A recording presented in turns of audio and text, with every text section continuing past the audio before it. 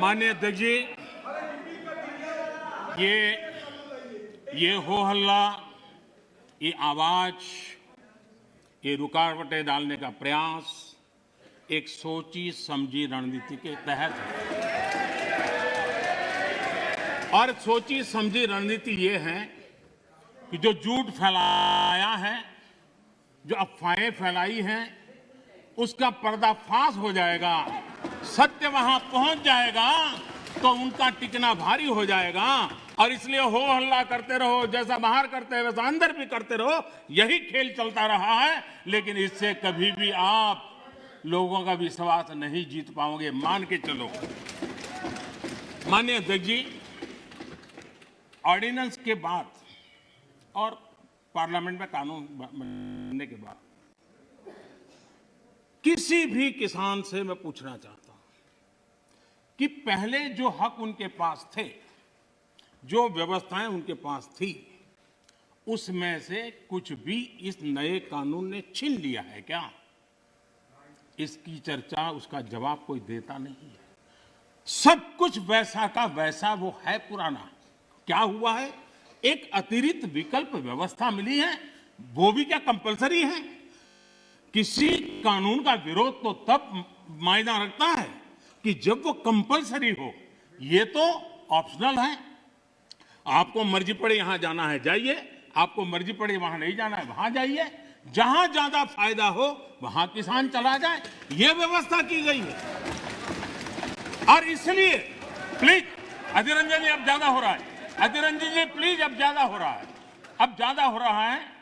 मैं आपका रिस्पेक्ट करने वाला इंसान हूं और मैंने पहले कह दिया, आपने जितना किया, जहां रजिस्टर होना हो गया। और बंगाल में भी टीएमसी से ज्यादा पब्लिसिटी आपको मिल जाएगी। बाबा क्यों इतना? हाँ दादा, देखो मैं बता दिया, चिंता मत करो, मैंने बता दिया।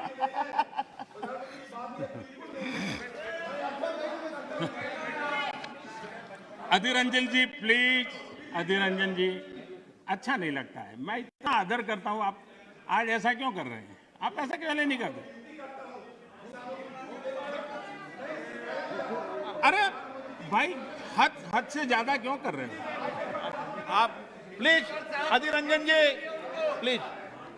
माननीय सदस्य दादा प्लीज। ये नए कानून अध्यक्ष जी किसी भी के लिए बंधन करता नहीं है। ऐसे कानून है, उनके लिए ऑप्शन है, और जहां ऑप्शन है वहां विरोध के लिए कोई कारण ही नहीं बनता।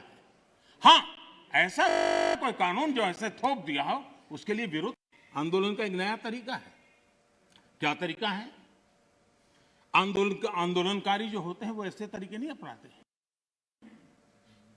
आंदोलन जीवी होते हैं वो ऐसे तरीके अपनाते हैं, और वो कहते हैं ऐसा हुआ तो ऐसा होगा, ऐसा होगा तो ऐसा होगा, ऐसा होगा तो ऐसा होगा। अरे भाई, जो कुछ हुआ ही नहीं, जो होना नहीं है, उसका भय पैदा कर करके, और पिछले कई सालों से लगातार सुप्रीम कोर्ट का एक जजमेंट आ जाए, कोई निर्णय नहीं हुआ है, और एकदम से तूफान खड़ा कर दिया जाए, आग लगा दी जाए देश में। ये जो तौर तरीके हैं, उन तौर तरीके जो भी लोकतंत्र में विश्वास करते हैं, जो भी अहिंसा में विश्वास करते हैं, उन सबके लिए चिंता का विषय होना चाहिए। ये सरकार की चिंता का नहीं, देश की चिंता का विषय होना चाहिए।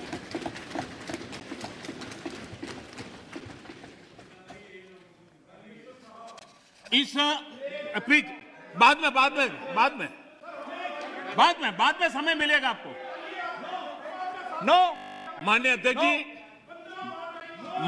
जी प्लीज, ये तरीका ठीक। माननीय अध्यक्ष जी, आप समझ।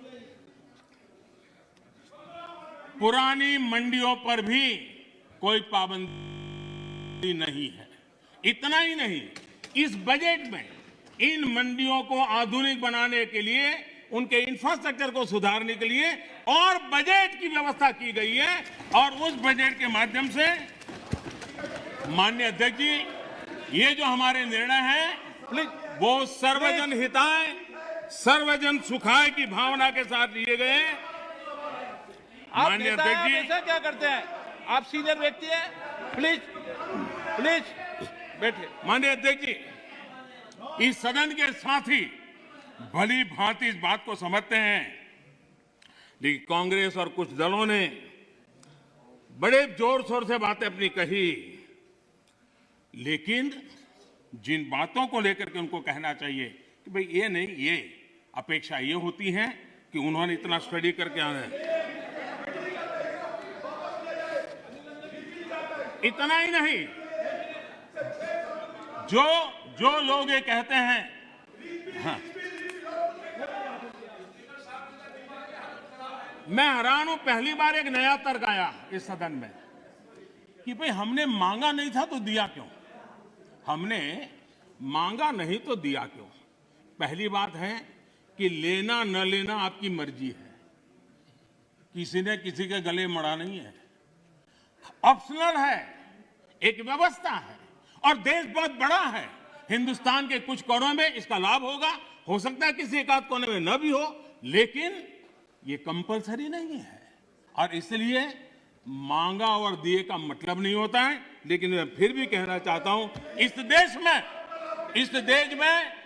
माननीय अध्यक्ष जी, दहेज का कानून, दहेज के खिलाफ कानून बने, ये इस देश में कभी किसी ने मांग नहीं की थी, फिर भी देश की प्रगति के लिए कानून बना था। माननीय अध्यक्ष जी, ट्रिपल तलाक, इसके खिलाफ कानून बने, ये किसी ने मांग नहीं की थी, लेकिन प्रगतिशील समाज के लिए आवश्यक है, इसलिए कानून हमने बनाए हैं। हमारे यहां बाल विवाह पर रोक, किसी ने मांग नहीं की थी कानून बनाओ, फिर भी कानून बने थे, क्योंकि प्रगतिशील समाज के लिए आवश्यक होता है। शादी की उम्र बढ़ाने के निर्णय किसी ने मांग नहीं की थी, लेकिन प्रगतिशील विचार के साथ वो निर्णय बदलने पड़ते हैं। बेटियों को संपत्ति में अधिकार किसी ने मांग नहीं की थी, लेकिन एक प्रगतिशील समाज के लिए आवश्यक होता है, तब जाकर के कानून बनाया जाता है। शिक्षा को अधिकार देने की बात किसी ने मांग नहीं की थी, लेकिन समाज के लिए आवश्यक होता है, बदलाव के लिए आवश्यक होता है, तो कानून बनते हैं।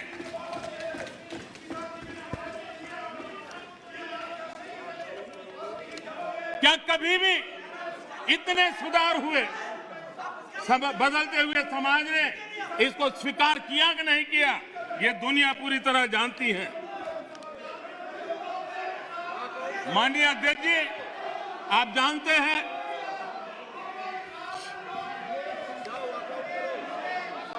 उन्होंने पर्याप्त समय, पर्याप्त अवसर दिया है बोलने का, ये तरीका ठीक नहीं है आपका। ठीक,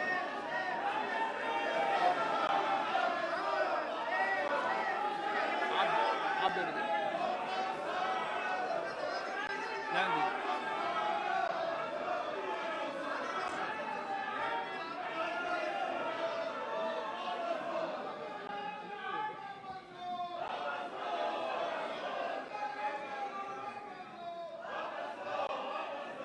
माननीय अध्यक्ष जी,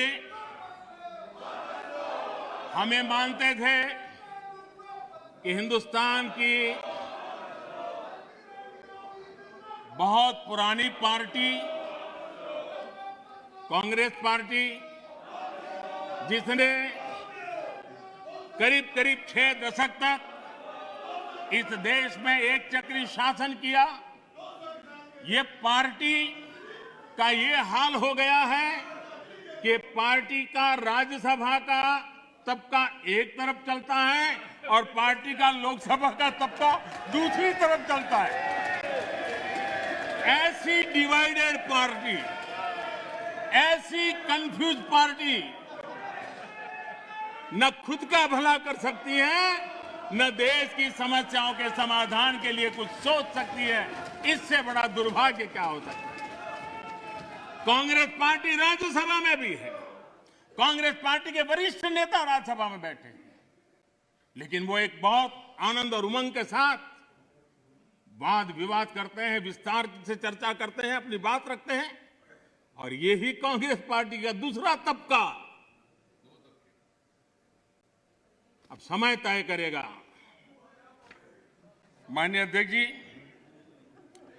ईपीएफ पेंशन योजना, हमें मालूम है कभी ऐसे केसेस मेरे सामने आया जब 2014 के बाद में आया बेटा, किसी को पेंशन 7 रुपए मिल रही थी, किसी को 25 रुपए, किसी को 50 रुपए, किसी को 250 रुपए, ये देश में चलता था।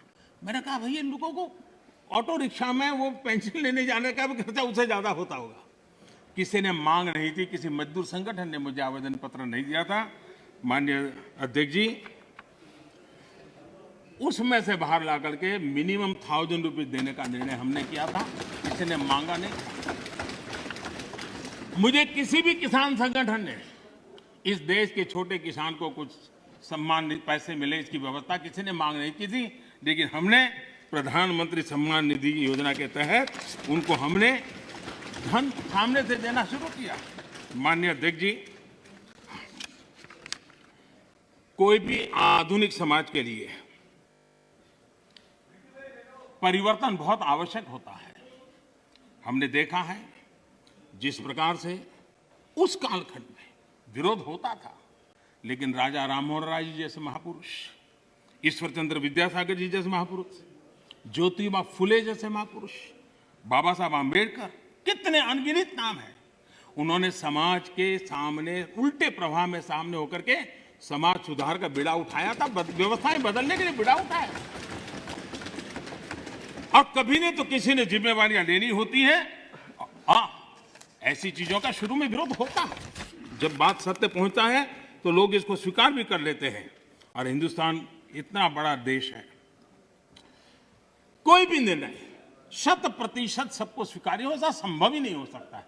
ये देश विविधताओं से भरा हुआ है।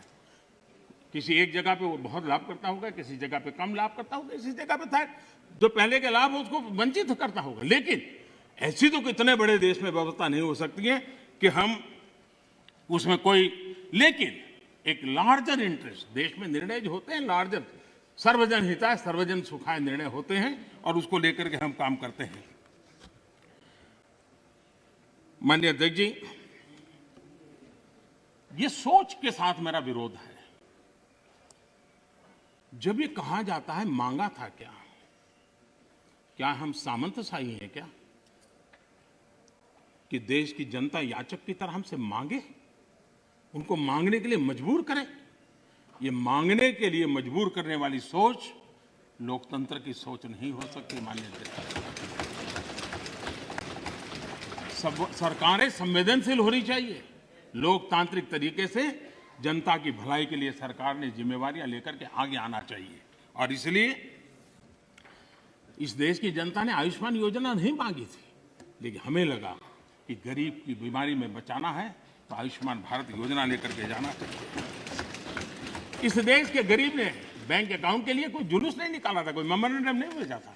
हमने जनधन योजना की थी और हमने इस जनधन योजना से उसके खाते खोले थे। किसी ने भी स्वच्छ भारत की मांग किसने की थी, लेकिन देश ने के सामने स्वच्छ भारत लेकर के गए, मामला चल पड़ा। कहां लोगों ने कहा था मेरे घर में शौचालय बनाओ, किसी ने मांगा नहीं था, लेकिन हमने 10 करोड़ घरों में शौचालय बनाने का काम किया।